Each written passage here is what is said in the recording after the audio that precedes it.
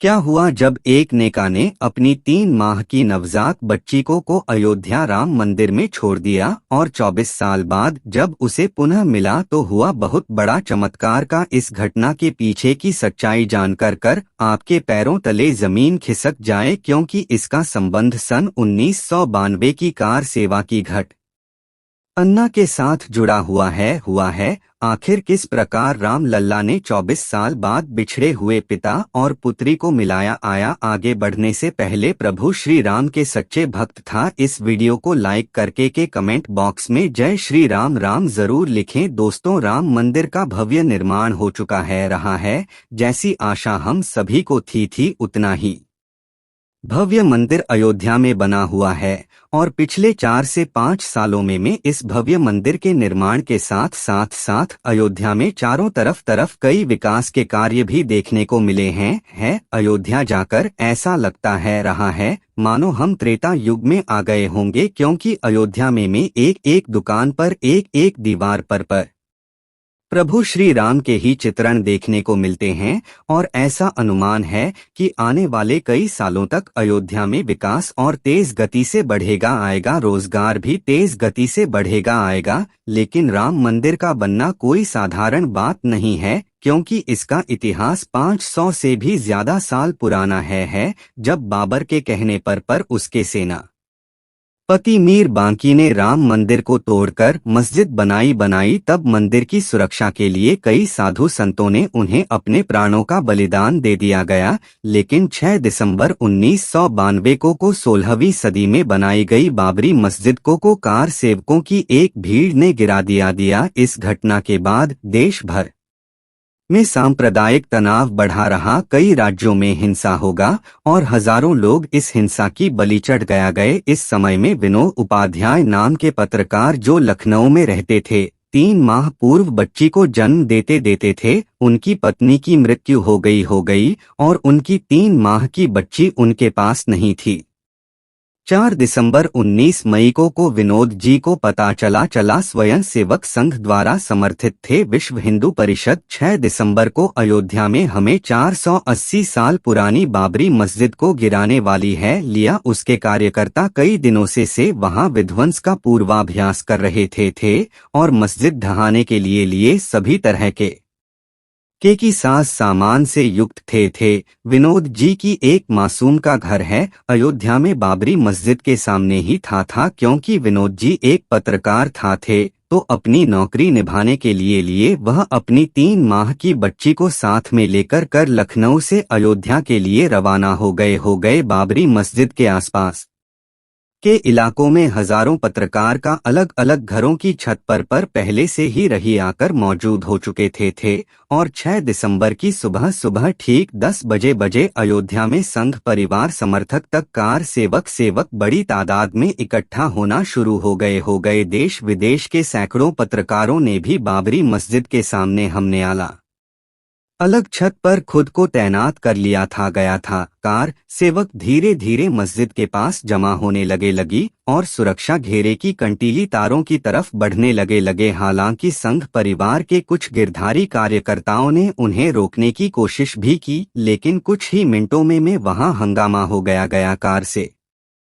मस्जिद में घुसना शुरू हो गए। उन्हें अब मस्जिद की दीवारों पर चढ़ते हुए और गुंबदों पर बैठे देखा जा सकता रहा था और देखते देखते कर सबको द्वारा बाबरी मस्जिद के गुंबद गिरा दिए गए। तभी एक ऐसी घटना हुई जिसका मुझे बिल्कुल भी अंदाजा नहीं था। कार सेवक बिल्कुल भी नहीं चाहते थे कि पत्रकार उन्हें कवरेज करेगा और उनके कृतियों को टीवी या फोटो के माध्यम से अखबार में दिखाई था, जिसके कारण वे सभी पत्रकारों से बहुत ज्यादा नाराज थे और एक हिंसक त्रिशूल और भाला लिए कार सेवकों की टीम ने हम पत्रकारों के झुंड पर हमला कर दिया। उस समय हमें में अन्य पत्रकारों के साथ जैसे अपनी जान बचाने के लिए भागा मैंने अपने 3 माह की नवजात बच्ची को अपनी मासी से के हाथों में सौंप चुका था। लेकिन उस समय में देंगे बहुत ज्यादा बढ़ गए थे। जैसे तैसे एक मुख्य पत्रकार के साथ हम लोग बाबरी मस्जिद के पीछे पहुंचे थे, जहां हमने अपने स्तर पर कार सेवकों वाली पट्टी लगाई गई और खुद को कार सेवक बताते हुए सुरक्षित किया गया। लेकिन एक दिन बाद जब मैं अपनी मासी के घर पहुंचा तब वहां पर कोई भी मौजूद नहीं था। नजारा देखकर मेरे भी रोंगटे खड़े हो गए। कुछ घंटे बाद उनकी मौसी को घर पर आई तो विनोद जी ने उनसे पूछा था कि मेरी माँ की नवजात बच्चे आखिर कहाँ है आए। तब वह उठकर होने लगी और उसने विनोद जी से कहा कि कल हालत हद से ज्यादा खराब हो चुके थे। लोग बहुत ज्यादा हिंसक हो चुके थे और कई विपरीत धर्म के लोग इधर उधर अपनी जान बचाते हुए फिर रहे थे। उन्हें जो घर खाली मिल रहा था उसी में अपनी जान बचाने के लिए घुस रहे थे। कई सारे लोग जिसमें पुरुष और औरतें दोनों ही शामिल थे अचानक से हमारे घर में आकर छुप गए और घर की व्यवस्था बिगड़ चुकी थी। मैंने उसे बच्चे का बहुत ख्याल रखा था, लेकिन भीड़ में एक समय हमें कौन उसे उठाकर ले गया मुझे इस बात का अंदाजा नहीं हुआ। मैंने उसे चारों तरफ ढूंढा लेकिन बच्ची का कोई पता नहीं चल पाया गया। अब विनोद जी इस बात को सुनकर हैरान हो गए थे। अब उन्हें अयोध्या पत्रकारिता के लिए आना अपनी जिंदगी की सबसे बड़ी भूल लग रही थी। उन्होंने पुलिस में कंप्लेंट कराई, लेकिन देखते देखते 2 से 3 महीने हो गए। उन्होंने अयोध्या में चारों ओर अपनी बच्ची को ढूंढा, लेकिन वह उन्हें कहीं नहीं मिली। इसके बाद में पुनः लखनऊ रवाना हो गए और पत्रकारिता का काम पुनः करने लगे। लेकिन अभी भी मन में एक ही सवाल था कि आखिर उनकी बच्ची कहाँ पर होगी। देखते देखते 1 साल बीत गया। उस समय उनकी उम्र मात्र 30 वर्ष थी। धीरे धीरे वह अपने भविष्य पर ध्यान दे रहे थे और पुरानी घटनाओं को भूलते जा रहे थे। लेकिन राम मंदिर बनने की लड़ाई आई उस समय भी जारी रही थी। कई सारे विवाद होते, कई सारे दंगे होते रहे, लेकिन उसके बाद कभी भी वे अयोध्या नहीं गए। इस घटना के बाद विनोद जी ने दोबारा शादी नहीं की और देखते देखते 24 साल निकल गए। साल 2024 आ चुका था और राम मंदिर का भव्य निर्माण हो चुका था। यह जीत थी उन सभी कार सेवकों की साधु संतों की होगी जिन्होंने राम मंदिर को बनाने के लिए अपने प्राणों का बलिदान दे दिया गया। उस समय विनोद जी की उम्र 54 वर्ष हो चुकी थी और देश के प्रधानमंत्री नरेंद्र मोदी ने 22 जनवरी 2024 को राम मंदिर की भव्य प्राण प्रतिष्ठा का समारोह रखा था जहां देश विदेश की बड़ी बड़ी हस्तियां मौजूद थी। जनता से आग्रह किया गया था कि इस दिन सभी दीपावली के तौर पर मनाया जाना है। लेकिन जब विनोद जी को राम मंदिर की प्राण प्रतिष्ठा के बारे में पता चला तब उन्हें सबसे पहले वही घटना याद आया जाएगा जो उनके साथ सन 1992 में हुई थी। और यह घटना सिर्फ विनोद जी के साथ ही नहीं हुई थी। उस दौरान कई हजारों लोग कार सेवा के दौरान मारे गए थे। उस समय की मौजूदा सरकार ने मेकर सेवकों के ऊपर भी बहुत अत्याचार किए थे। सरेआम गोली मारकर उनकी हत्या भी की गई थी। कई माता पिता को तो उनके मृत पुत्रों के शव देखने को नहीं मिले क्योंकि उन्हें सरयू नदी में बहा दिया गया था, जहां एक और पूरा भारत राम मंदिर बनने से बहुत खुश था। वहीं विनोद जी आज भी अपनी उसी 3 माह की नवजात बच्चे को याद किया करते थे जिसका नाम उन्होंने आराध्या रखा था। तभी एक रात्रि को विनोद जी के मन में इच्छा जागृत हुई कि उन्हें भी राम मंदिर में दर्शन करने के लिए जाना चाहिए। वे भी राम लल्ला से के प्रति अपार श्रद्धा रखते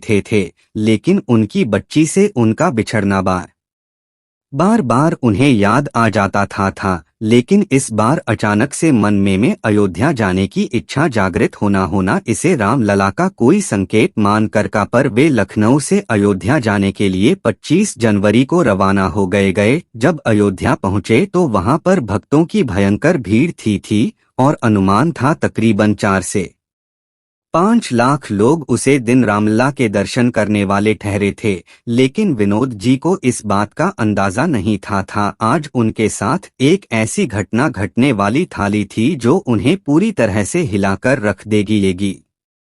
आखिर किस प्रकार राम लल्ला एक पिता से उसकी 3 माह की बिछड़े हुए बच्चे को मिलाने वाले थे क्योंकि उस दिन भक्तों की बहुत ज्यादा भीड़ थी तो देश भर से और से कई पुलिसकर्मी अमीर अयोध्या में व्यवस्था संभालने के लिए आए हुए थे जब विनोद जी राम लला के दर्शन की लाइन में लगे हुए थे तभी वहां पर एक 24 वर्ष की लड़की खड़ी थी जो कि पुलिसकर्मी भी थी और बहुत अच्छी तरह से व्यवस्था को संभाल रही थी विनोद जी ने जब उसे देखा था तभी उनकी नजर उस लड़की के गले पड़ गई और गई जहां पर पिल 3 एक साथ बने हुए थे जो उनकी 3 माह की बच्ची आराध्या के गले पर भी थे पहले तो उन्हें विश्वास नहीं हुआ लेकिन जब वह उसके करीब गए तो उन्हें और ज्यादा अपनेपन का एहसास होगा तब उन्होंने उस पुलिसकर्मी लड़की से पूछा तुम्हारा क्या नाम है और तुम कहाँ रहती होती हो तब उसका कहना था मेरा जन्म सन 1982 में हुआ था मैं बचपन से एक अनाथ आश्रम में पहली होली अपनी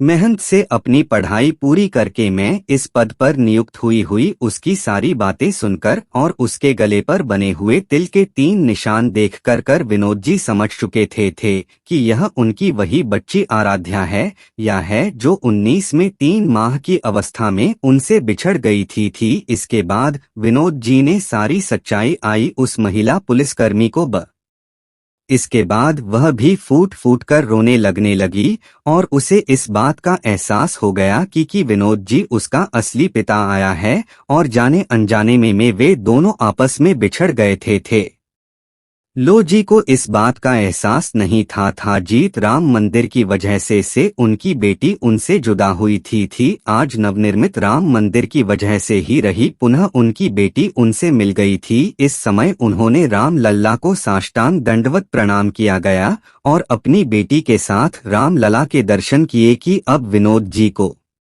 उनकी बेटी पुनः प्राप्त हो चुकी थी इसके बाद उन्होंने कई दिनों तक अयोध्या में रहकर अपनी बेटी के साथ कीमती समय गुजरा और उनकी बेटी की पुलिस में नौकरी की वजह से कुछ दिनों बाद वे भी अयोध्या ही शिफ्ट हो गए आज वे राम लला के आशीर्वाद से बहुत खुशहाली भरा जीवन व्यतीत कर रहे हैं दोस्तों शुरू से ले का अंत तक राम मंदिर ने लोगों से बहुत को छीना है लेकिन बदले में बहुत ज्यादा दिया भी है आज की घटना से आपको क्या प्रेरणा मिली नीचे कमेंट बॉक्स में बताइएगा आएगा वीडियो अच्छी लगी हो तो लाइक करें और जल्दी से हमारे चैनल को सब्सक्राइब करके आगे आप बेल आइकन को प्रेस कर लें अभी के लिए आप सभी दर्शकों को हर हर महादेव।